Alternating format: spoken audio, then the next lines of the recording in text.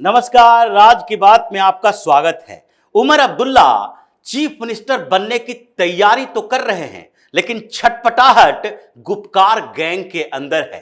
परेशानियां उनके अंदर इस बात को लेकर है, ये तो यूनियन टेरिटरी है और एलजी से फाइट अभी से शुरू हो चुकी है पावर टसल को लेकर। जिस तरीके से उमर अब्दुल्ला हर रोज इंटरव्यू में नई नई बातें कह रहे हैं, यह पता चल रहा है कि वो जो सोचकर चुनाव लड़े थे, जो जीत की खुशियां मनाई जा रही थी उनकी पार्टी के अंदर, वो अब मातम में तब्दील होते जा रहा है। हर दिन खुशी कम होते जा रही है और दूसरी तरफ जैसे ही एक खबर फैली कश्मीर के अंदर कि देखो उमर अब्दुल्ला अब चीफ मिनिस्टर बनने वाले हैं, नेशनल कॉन्फ्रेंस ने चुनाव जीत लिया है, वैसे ही कश्मीर की घाटी के क्षेत्रों के वो सारे मिलिटेंट ग्रुप जो समर्थक हैं, सपोर्टर हैं, वो भी एक्टिव होने लगे, सुपर एक्टिव मोड में होने लगे। और जो सिविल वॉलेंटियर काम कर रहे थे पुलिस के साथ, जो लोकल पुलिस है, उनके हौसले भी कमजोर होने लगे हैं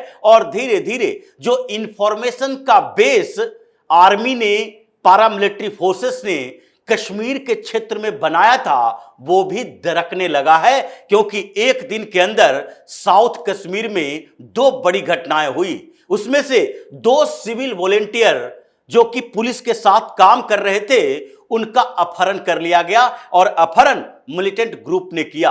यह कहा जा रहा है मिलिटेंट ग्रुप ने किया। मिलिटेंट आतंकी, ये कौन आतंकी? ये आतंकी वो जो कि पाकिस्तान से भारत आए हैं, या फिर वो जो कि हिंदुस्तान के अंदर ही, कश्मीर के अंदर ही बिल में दुबके हुए थे और जैसे ही पता चला नेतृत्व परिवर्तन होने वाला है, एलजी के अधिकार कम होने वाले हैं, जम्मू कश्मीर को पूर्ण राज्य का दर्जा मिलने वाला है, उमर अब्दुल्ला चीफ मिनिस्टर बनेगा, तो ऐसे में इनके हौसले बढ़ने लगे और दो सिविल वॉलेंटियर को अपहरण कर लिया। उसमें से एक की हत्या कर दी गई, जो कि लाश उसकी मिली है आर्मी को, और दूसरा किसी तरीके से छिप छिपाकर भागने में कामयाब रहा, लेकिन घायल अवस्था में ही मिला। और इस तरीके से देखा जाए तो 2-3 दिन के अंदर जो स्थितियां पैदा हुई है घाटी के क्षेत्रों में, उससे लगता नहीं है कि सरकार इस पर विचार करेगी कि अभी पूर्ण राज्य का दर्जा जम्मू कश्मीर को दिया जाए, क्योंकि सरकार बनाने की कवायद तो शुरू हो चुकी है। उमर अब्दुल्ला की पार्टी को समर्थन है, कांग्रेस का समर्थन भी है और कुछ निर्दलीय भी समर्थन देने को तैयार है, क्योंकि सबको लग रहा है तब जम्मू कश्मीर में सरकार बन जाएगी, मंत्री के दौड़ में भी शामिल होंगे और पावर मिलेगा हमें। लेकिन उमर अब्दुल्ला को ऐसा नहीं लग रहा। उमर अब्दुल्ला अभी भी छटपटा रहा है, सरेंडर करने के मूड में है, वो बीच का रास्ता अपना रहा है और हर रोज नए नए पैंतरेबाजी कर रहा है। 2 दिन में उसने कई इंटरव्यू दिए और सब में सीधे तौर पर कहा कि पहले दिन से तो एलजी के साथ फाइट होनी ही है। जो स्थितियां अभी है वो क्लियर नहीं है जम्मू कश्मीर को लेकर। जम्मू कश्मीर और दिल्ली दोनों में आसमान जमीन का अंतर है। दिल्ली की स्थिति अलग है। दिल्ली एक ऐसा यूनियन टेरिटरी है जहां रेवेन्यू सरप्लस होता है, वहां रेवेन्यू के सोर्सेस ज्यादा हैं, पैसे सरकार के पास ज्यादा आते हैं, इसलिए डिपेंडेंसी केंद्र सरकार के ऊपर ज्यादा नहीं है। लेकिन जम्मू कश्मीर की स्थिति अलग है। जम्मू कश्मीर में रेवेन्यू इतना ज्यादा सरप्लस नहीं है, बल्कि यहां तो घाटे में चलता है, सरकार को पैकेज की जरूरत पड़ती है। और ऐसे में जो अभी स्थितियां हैं उसमें हमें तो नहीं लगता कि एलजी हमारे साथ उस तरह का व्यवहार करेंगे जैसा कि एक पूर्ण राज्य के मुख्यमंत्री के साथ किया जाना चाहिए। दूसरी बात उसने एक और कही कि हमें लड़ना तो पड़ेगा, क्योंकि अभी भी इस बात के लिए सर्टेनिटी नहीं है कि हमारे पास क्या होगा, कौन से डिपार्टमेंट एलजी के अंदर होंगे, कौन से डिपार्टमेंट हमारे अंदर होंगे।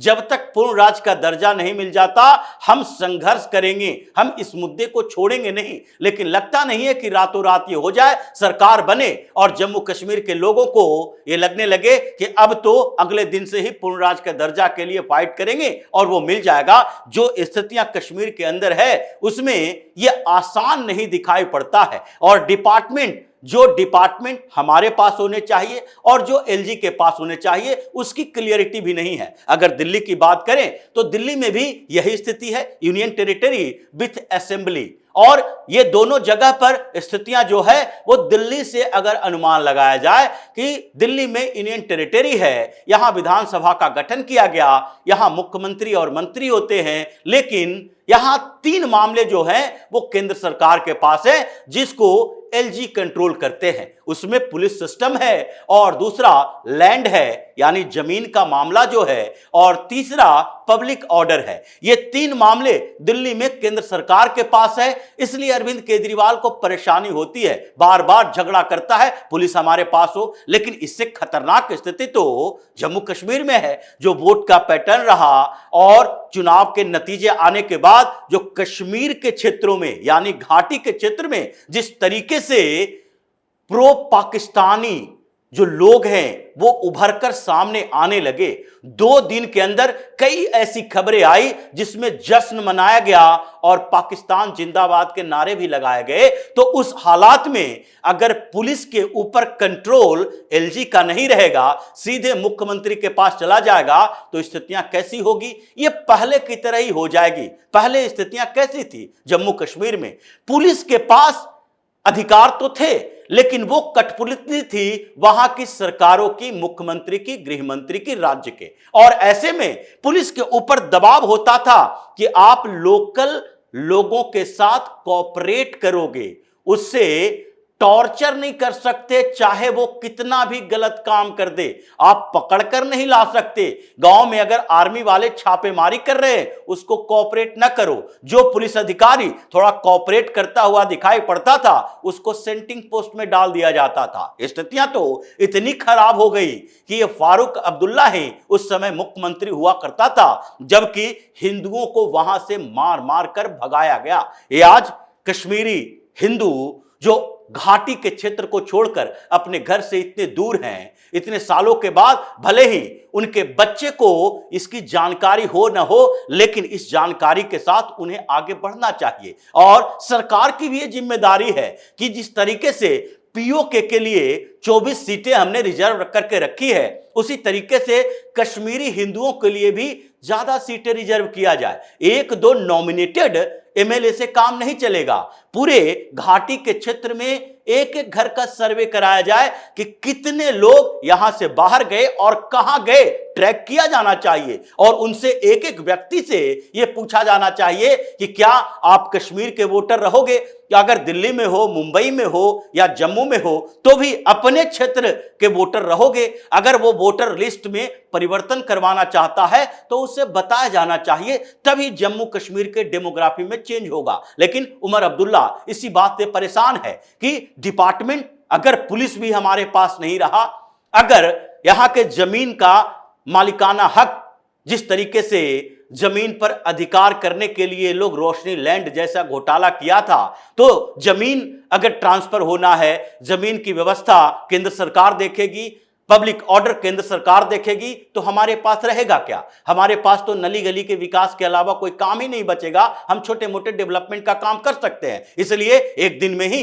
वो बौखलाने लगा और एलजी के ऊपर आरोप भी लगा रहा है कि देखिए, एलजी अगर यहां के शासन पर कंट्रोल रखेंगे तो हमें मुख्यमंत्री बनने से क्या फायदा? अगर कोई डीएम, कोई एसपी अपने क्षेत्र के विधायक की बात नहीं मानता हो, वो सीधे एलजी से कंट्रोल होता हो, तो फिर हमारे मुख्यमंत्री रहने का क्या मतलब है? तो ये तो पहले सोच लेना चाहिए था कि यूनियन टेरिटरी में चुनाव हो रहा है। आपको पहले सोच लेना चाहिए था। केजरीवाल जैसे पैतरे करता है वैसे ही पैतरे आपको भी करना पड़ेगा।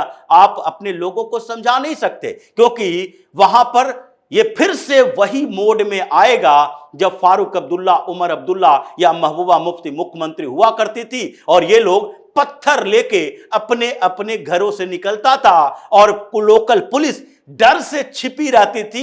वो ना तो पारामिलिट्री फोर्सेस का सहयोग कर पाती थी, न ही आर्मी का सहयोग कर पाती थी, और इसलिए बौखलाहट अब्दुल्ला परिवार के अंदर है। उमर अब्दुल्ला 1-2 और बातें कहा है कि अगर शासन पर हमारी पकड़ नहीं है, अगर हम लोगों को नहीं दिला पाते हैं, ऑफिसर हमारे कंट्रोल में नहीं है। अधिकारी अगर सीधे एलजी से डायरेक्शन लेते हैं, आदेश लेते हैं, तो फिर हम तो कठपुतली सीएम बनकर रह जाएंगे। और इसलिए ये क्लियरिटी होनी चाहिए, हमारे शपथ ग्रहण से पहले यह पता होना चाहिए कि हमारे पास कौन कौन से डिपार्टमेंट रहेंगे, हमारे मंत्रियों के पास क्या अधिकार रहेगा, चीफ मिनिस्टर के तौर पर हम कौन कौन से काम कर सकते हैं। लेकिन एलजी टस से मस नहीं हो रहे हैं। स्थितियां जो रही है जम्मू कश्मीर में, चुनाव का जो पैटर्न दिखा है और कश्मीर के क्षेत्रों में जो इस नतीजों के बाद से परिवर्तन हुआ है, उससे केंद्र सरकार भी सतर्क है। पीएम मोदी ने तो साफ तौर पर कह दिया है कि देखो, जिस तरीके से हिंदुओं को जातियों में बांटा जाता है, इसे तोड़ने की कोशिश की जाती है।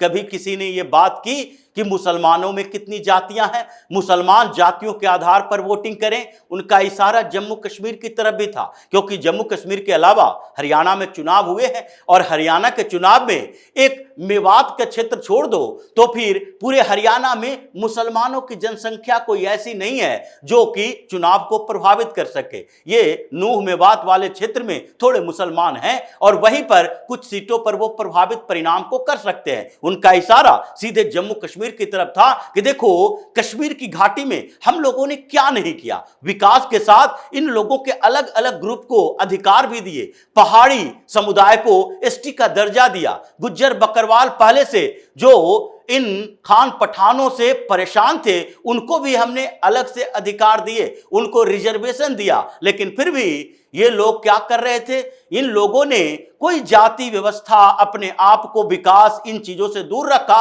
और सीधे आर्टिकल 370 को री इंपोज करने के समर्थन में वोट दिया, पूर्ण राज के दर्जे के समर्थन में वोट दिया। जो एक्सट्रीमिस्ट हैं, ये पॉलिटिकल पार्टियां स्थानीय, उसको वोट दिया। सिर्फ इसलिए भाजपा को रोके रखना है, भाजपा का सीएम बन गया तो पूरा खेल पलट जाएगा। वहां पहली बार एक हिंदू चीफ मिनिस्टर हो जाएगा, मुसलमानों को उसके अंदर में काम करना पड़ेगा, जो 1947 के बाद से अब तक हुआ नहीं है, वो हो जाएगा। इसलिए सबने टैक्टिकल वोटिंग की है। पीएम मोदी का जो संकेत है वो इस ओर है कि पाकिस्तान के समर्थन वाले लोगों के कंट्रोल में कश्मीर को नहीं छोड़ेंगे। अभी ये जितने उछल कूद मचा लें, वहां यूनियन टेरिटरी ही रहेगा और कुछ समय भी अभी एलजी का अधिकार ही रहेगा। सीएम पद की शपथ ले लें और उसके बाद फिर से उन्हें हर काम के लिए, जहां तक पुलिस की बात है, पुलिस का कंट्रोल तो एलजी अपने पास ही रखेंगे। जो स्थितियां बदली है उसमें भी छटपटाहट अब्दुल्ला परिवार के पास है कि कल कुछ समय के बाद ही ये दंगाई जिहादी जो है, जिसने वोट दिया है, वो शांत नहीं बैठेगा, ये हमारे दरवाजे तक पहुंच जाएगा। जैसे फारूक अब्दुल्ला डर से छिपा रहता था और ये मस्जिदों से ऐलान कर करके हिंदुओं को भगा दिया था, इसकी भी वही स्थिति होगी। वो डिमांड तो करेगा ही, डिमांड करेगा कि हमें जो वादा किए हो वो पूरा करो, पूर्ण राज का दर्जा दिलवाओ, विशेष राज्य का दर्जा फिर से दिलवाओ। अगर नहीं दिलवा सकते तो फिर अब्दुल्ला न इधर का रहेगा न उधर का रहेगा। यानी कि चुनाव नतीजों के बाद एक तरफ भारतीय जनता पार्टी के शीर्ष नेतृत्व, केंद्र सरकार में बैठे मंत्री अमित शाह और पीएम मोदी, ये सारे सोचने पर मजबूर हो रहे हैं कि अब कश्मीर में लोकतांत्रिक तरीके से सरकार तो चुनी गई है, लेकिन क्या वो सरकार कश्मीर को कंट्रोल करने के लायक है, या उस सरकार को सीमित अधिकार देना चाहिए। इसलिए ना अभी स्टेटहुड मिलेगा और न ही अभी एलजी के अधिकार सीमित किए जाएंगे। तो इसी तरह की खबरों के साथ फिर से हाजिर होंगे, तब तक के लिए बने रहिए हमारे साथ और देते रहिए हमें सहयोग, ताकि इसी तरह की खबर हम आपके लिए लाते रहें। धन्यवाद।